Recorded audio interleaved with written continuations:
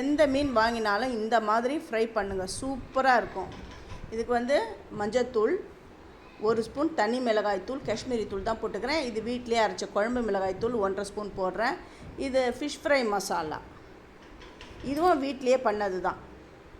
மிளகுத்தூள், அரிசி மாவு சேர்த்திங்கன்னா நல்லா கிறிஸ்பியாக நல்லாயிருக்கும். உப்பு, இஞ்சி பூண்டு பேஸ்ட் எல்லாம் இஞ்சி பூண்டு பேஸ்ட் வந்து 1 ஸ்பூன் தான் சேர்க்குறேன். அரை லெமன் நல்லா பிழிஞ்சு விட்டுறேன். பிழிஞ்சு விட்டுட்டு இந்த மீனில் எல்லாமே கோட் ஆகிற மாதிரி ஃபஸ்ட்டு பெசரி விட்டுக்கோங்க.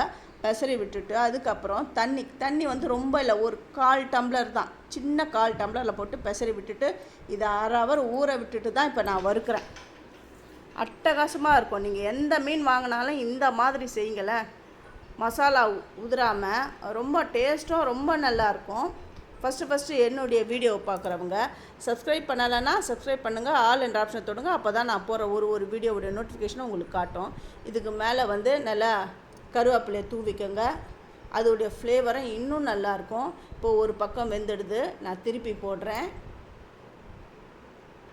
இந்த மாதிரி நீங்களும் உங்கள் வீட்டில் செஞ்சு பார்த்துட்டு எப்படி வந்தது அப்படின்னு எனக்கு கமெண்ட் பண்ணுங்கள். நீங்களாம் கமெண்ட் பண்ணால் தான் எங்களுக்கு வந்து அது வந்து பூஸ்ட் மாதிரி.